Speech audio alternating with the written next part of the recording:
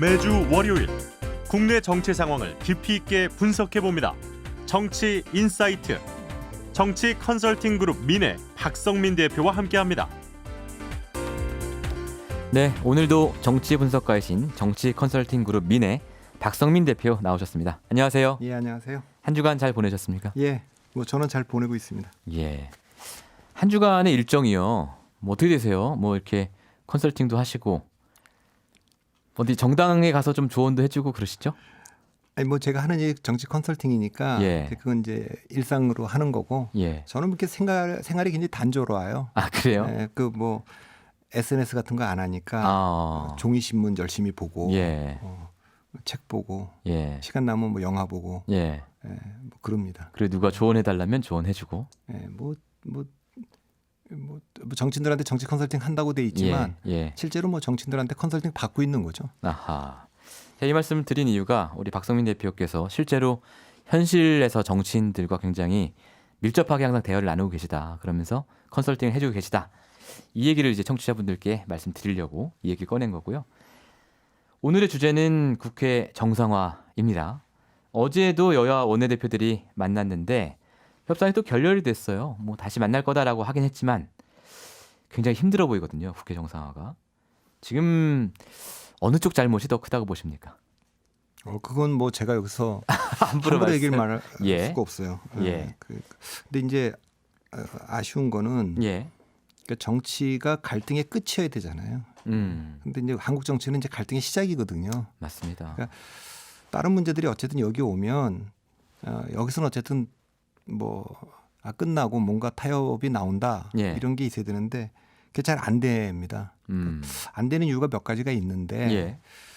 제가 봤을 때는 한국 정치가 지금 한국과 일본 문제도 잘 안 풀리지 않습니까? 예. 근데 그런 거 배경을 보면 일본은 전반적으로 조금 더 과거보다는 오른쪽으로 움직인 것 같고 예. 한국은 조금 더 왼쪽으로 움직인 것 같아요. 그래서 예. 지금 한국과 일본에서 나오는 주장이 늘 있었던 주장인데 예. 그 전에는 그 조금 중간에서 이것을 좀 만날 수 있는 여지가 있었죠. 그런 예. 건데 지금은 조금 그게 예.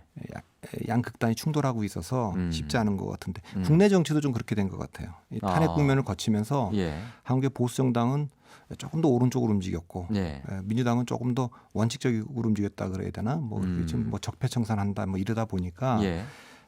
양극단으로 지금 조금 더 갔기 때문에 뭐 타협을 한다거나 예. 이러는 게 쉽지가 않은 것 같아요. 예. 그러니까 지금 이제 국회 정상화가 잘 안 되는 이유, 그러니까 이렇게 막 단기적으로 협상 조건 이런 말씀 해주시는 게 아니라 크게 봐서 최근 한 1, 2년간의 국회가 왜 이렇게 좀 서로 얘기가 안 통하는지 이 원인을 지금 분석해주고 계신 거예요. 예, 그러니까 이게 첫 번째는 번째고 그런 이유가 있는 거고 서로 반대 방향으로 움직였다. 예, 탄핵 이후에. 예. 그러니까 두 번째는 예. 지금 원내대표를 하는 분들이 나경원 원내대표도 그렇고 예. 이인영 원내대표도 그렇고 오신환 원내대표도 그렇고 이 경험이 국회에서 원내대표 경험이 없는 분들이잖아요. 그러니까 원내대표 경험이 뭐 원래 많은 분들은 별로 없지만 없죠. 예. 되게 원내 수석 부대표 경험을 하고 오면 좋거든요. 원내 수석 부대표. 예, 그 부대표들이 뭐 원내대표단에 많이 있는데 예. 그중에 원내 수석 부대표가 지금은 민주당은 이원욱 의원이고 예. 자유한국당은 정양석 의원이고 예. 바른미래당은 이동수 의원으로 제가 알고 있습니다만 예. 실제 실무적인 모든 협상이나 이런 거는 이 원내 수석 부대표들이 거의 다 하는 거죠. 아, 그렇습니까? 그러니까 예. 그런 걸 거쳤으면 예. 상당히 이제 이런 노하우가 쌓이는데 뭔가 대화나 타협의 기술 같은 것들 그런 것도 기술이 있어야 되는데 이런 분들이 지금 원내대표들이 이게 사실 어떻게 보면 국회의원을 한 지는 좀 오래된 분들도 있는데 나경원 의원이나 이인영 의원 같은 경우는 그런데 이 경험이 없다 보니까 이걸 협상의 결과를 만들어내는데 아직은 조금 서투른 것 같아요. 이게 제가 보기엔 두 번째 이유가 그게 있고 두 번째 이유. 원내대표의 경험 부족. 예. 가장 큰 이유 중에 하나는 세 번째입니다. 이게 뭡니까? 원래 이렇게 있어도 과거에도 이랬어도 당을 완전히 장악한 당의 리더십이 있었어요. 그게 뭐 옛날 삼김 때도 있었고 이해창 때도 있었고 다 있어 왔고 그렇게 되면 대통령에 도전하려고 하는 당내 강력한 리더십이 일종의 이제 결정을 하거든요. 방향을 오다를 주거든요. 이건 이렇게 들어가자. 이건 뭐 장애로 나가자. 이렇게 하면 원내대표는 조금 편해요.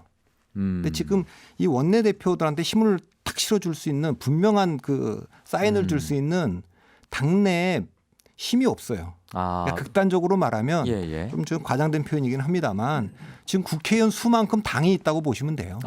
그건 좀 뭐 지나친 얘기긴 하지만 그러니까 원내대표가 지지층들 눈치도 봐야 되죠. 당내 의원들 눈치도 봐야 되죠. 언론의 눈치도 봐야 되죠. 그러니까 이게 명분이 별로 없는 거예요. 그러니까 바깥에서 누군가가 이렇게 힘을 확 이건 정권을 가지고 이렇게 하시면 됩니다. 이렇게 해줄 만한 힘이 없기 때문에 그 힘의 부재 상태가 여야의 상황을 더 지금 어렵게 만들고 있고 그래서 가장 지금 이 국회가 비효율적이고 비생산적인 국회 아닙니까? 20대 국회 말씀하시는 거죠? 지금 이 국회가 뭐 법안을 통과시키는 그 비율이라든가 이런 게 뭐 과거랑 비교했을 때 현재 떨어져 있기 때문에 이게 뭐 앞으로도 쉽게 풀릴 것 같지가 않아요. 20대 국회 법안 통과 비율이 29%로 집계가 됐는데 이 과거 국회가 뭐 한 40%, 50% 넘었던 거에 비하면 낮은 건 사실이에요. 근데 이제 아까 당내 리더십의 부재 말씀하셨을 때 이게 약간 민주당 쪽하고 자유한국당 혹은 바른미래당 각각 다 사정이 다른 거 아닙니까? 그 바른미래당은 사실 이제 오신환 대표가 이 원내 경험이 풍부하거나 그래서 그 원내대표의 적임자로서 뽑혔다기보다는 그거는 약간 결례될지는 모르지만 당내 그 역학관계, 당내 사정 때문에 이제 오신환 의원이 생각지도 못하게 갑자기 원내대표가 됐어요. 그런 점이 이분이 이제 이걸 중재를 하기도 쉽지 않은 상황이 지금 되어 있고 그리고 당에 일치된 의사가 지금 있을 수 없는 상황이기 때문에 더 어렵죠 거기는. 그리고 이제 자유한국당은 좀 전에 말씀드렸다시피 그 당 대표께서 원외고 정치 경험이 없고 이러다 보니까 누군가가 이걸 지금 당내에서도 그 전격 등원론이 좀 나오잖아요. 당 대표가 못하니까 일각에서 나오고 장재현 의원이나 윤상현 의원 같은 분도 국회 등원하는데 특별한 명분이 필요한 게 아니다. 대한민국을 위하고 뭐 그게 최고의 명분이지. 장애투쟁도 그냥 우리가 결정하듯이 들어가는 것도 그냥 우리가 들어가겠다고 들어가면 되는 거지 뭘 여당에서 명분 만들어주길 기다리냐 이렇게 얘기할 정도로 사실 이런 건 그냥 한교안 대표가 전격적으로 결정하면 되는데 이제 그런 결정을 못 하는 거죠. 그런 경험도 없고 이걸 그렇게 해도 되는 건지 이런 판단을 당에 들어온 지도 얼마 안 됐고 본인도 원외고 하니까. 그리고 이인영 원내대표도 지난번에 제가 여기 나와서 말씀드렸지만 사실상 이제 그 당직다운 당직은 거의 처음 맡는 거 아닙니까? 근데 그것도 뭐 대변인이나 아니면 뭐 원내 수석부 대표나 이런 거를 좀 대변인을 하거나 수석부 대표를 충분히 그 경험을 하면 그 정치권 돌아가는 거 아주 그 매일매일 돌아가는 일들을 쭉 보고 협상 과정 이런 걸 다 알기 때문에 좀 도움될 텐데 그런 면에서 지금 이제 이분들께 이게 그 지금 안 그래도 어려운데 개인적인 역량으로 이거를 좀 풀어달라 이렇게 얘기하기가 좀 어려워 보입니다. 새 원내대표를 디스해 주셨고요. 그런데 이제 저희가 좀 강론으로 들어가 보면 지금 여야가 합의문을 작성을 하려고 하는데 자유한국당에서는 패스트트랙에 올라간 법안들에 대해서 합의 처리한다라는 문구를 집어넣자라고 주장하고 있는 거고요. 민주당은 그렇게는 못하겠고 합의 처리에 노력한다라는 문구 이걸로 하자라고 주장하고 있는 거거든요. 합의 처리한다와 합의 처리에 노력한다. 어떤 차이가 있는 겁니까 이게? 이게 합의 처리한다는 건 넣는 순간 굉장히 부담스러울 거 아닙니까? 민주당 입장에서는. 합의 처리를 반드시 해야 되니까. 그러니까 반드시 합의 처리한다라고 할 때 합의 처리해야 된다라고 하는 거는 반드시 해야 된다 이런 뜻을 갖고 있는 거기도 하고 또 하나는 사실 이게 반드시 합의 처리할 수 없기 때문에 패스트트랙이라는 제도를 만든 거 아닙니까? 사실 이미 그랬죠. 그렇게 해서 3분의 2, 5분의 3이죠. 3분의 2가 아니라 5분의 3의 그 합의가 되면 패스트트랙에 태운다 이렇게 그렇습니다. 된 거는 모두가 다 합의할 수가 없기 때문에 결국 이제 그런 제도가 나오는데 합의 처리한다고 하는 거는 이제 이 제도를 갖다 무력화시키는 거니까 아마 받아들이기 어려울 겁니다. 민주당 입장에서요. 근데 합의 처리하도록 노력한다.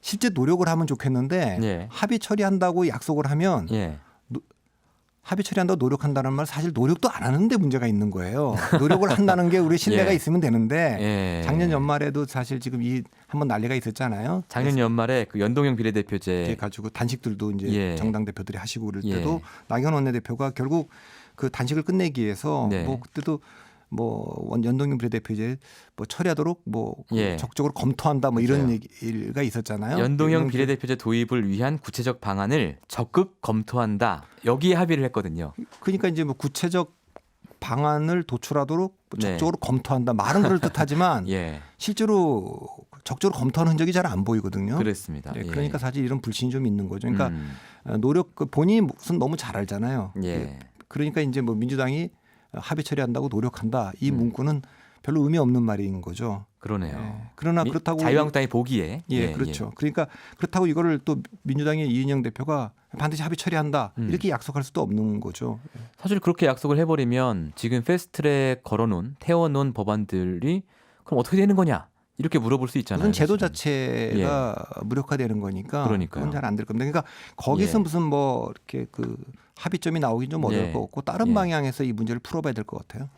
다른 방향이라면 지금 민주당에서는 뭐 단독으로라도 국회를 열자 자유한국당 빼고 이런 얘기도 나오고 있는데 이건 뭐 현실성이 있다고 보십니까? 그냥 그거는 뭐 국민들한테 미안하니까 하는 얘기고 원래 우리나라 그 2월, 4월, 6월, 8월에는 짝수달에는 임시회를 열게 돼 있죠. 국회 법에 따라서 열게 돼 있습니다. 이거 열게 돼 있습니다. 그러니까 당연히 열어야 되는 것인데 지금 안 열고 있고 이게 왜 의미가 없냐면 지금 패스트트랙도 사실 자유한국당을 배제하고 4개 당이 통과시켰다고 해서 그렇죠. 지금 이 국회가 이렇게 공전되고 있는 건데 국회를 또 뭐 자유한국당을 배제하고 단독 국회를 연다 또 뭐 다른 당하고 해갖고 한다 그게 가능하지도 않고 정치적으로 그리고 뭐 지금 추경도 좀 논의해야 되고 뭐 몇 가지 지금 쟁점 법안들도 있지 않습니까?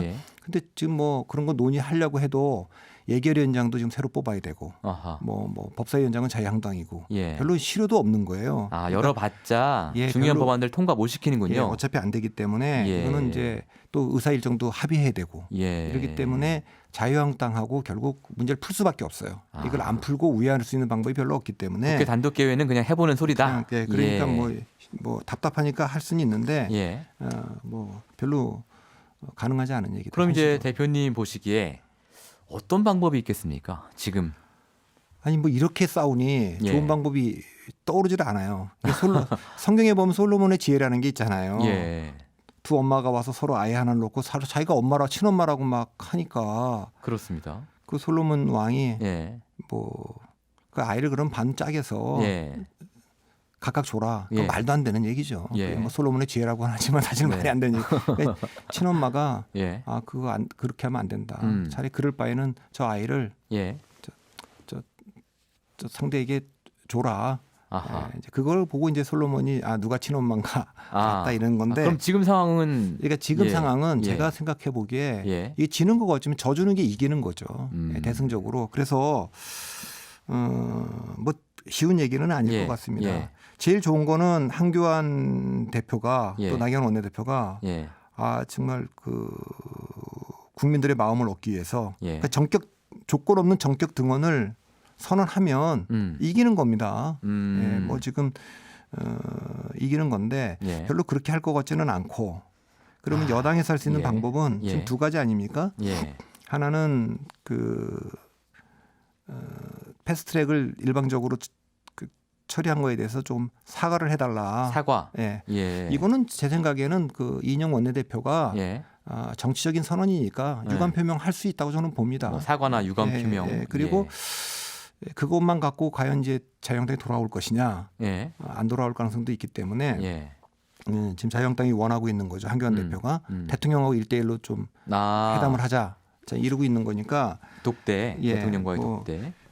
그것도 사실 또 뭐 그러나 그것도 할 수 있는 거죠. 뭐 얼마든지 대통령이 형식을 뛰어넘어서 하고 다른 당들도 아마 이해를 좀 해줄 수 있을 겁니다. 지금 같은 상황에서 교착 상태를 풀기 위해서 그러면 뭐 이 두 가지를 가지고 해보는 게 좋지 않을까 싶고 제가 이제 이인영 원내대표 됐을 때도 당부에 말씀드릴 때 그런 얘기를 했어요. 이 정치라는 것은 최선의 결과를 얻으려고 하면 항상 그 최악의 결과를 얻게 되니까 처음부터 아예 최악만 피해보자.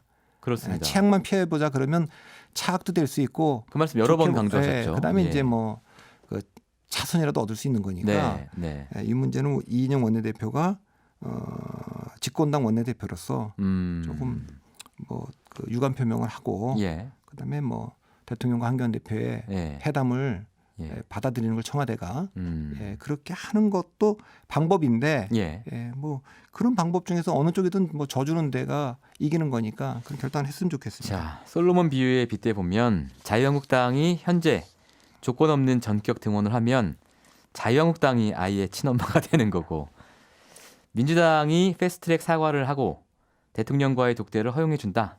이러면 민주당이 아이의 친엄마가 된다. 국민의 마음을 얻는 거니까 국민들이 보기에는 지금 무의미한 싸움이고 무의미한 신경전이에요. 빨리 국회가 열려야죠. 국회가 열린다고 해서 꼭 생산적인 결과를 도출하는 건 아니지만 외교나 안보나 경제나 뭐 너무나 지금 그 난제들이 지금 현안들이 있는데 어쨌든 국회가 머리를 맞대고 뭔가 고민을 해야 될 거 아닙니까? 경제 성장이 뚝뚝 떨어지고 뭐 굉장히 안 좋은데 지금 수출 환경도 안 좋아지고 뭐 미중 기술 패권 전쟁도 한참이고 외교안보 북핵 문제도 지금 더 심각해지고 이러기 때문에 국회의원들이 지금 국회에서 그래도 이걸 논의를 해줘야지 이걸 지금 안 하고 있으면 국민들이 더 불안해하고 분노할 거 아닙니까? 그러니까 지금은 국민의 마음을 얻기 위해서는 국회를 하루 빨리 여는 게 좀 좋을 거라고 생각합니다. 국민들이 보기에 누가 이 국회란 아이의 친엄마냐? 양쪽의 결단에 달려있는 문제인 것 같습니다. 오늘 말씀 여기서 마무리해야 될 것 같은데요. 감사합니다. 감사합니다. 지금까지 정치 분석가이신 정치 컨설팅 그룹 민의 박성민 대표와 얘기 나눠봤습니다. 평일 아침 7시 20분 시민보의 시선 집중.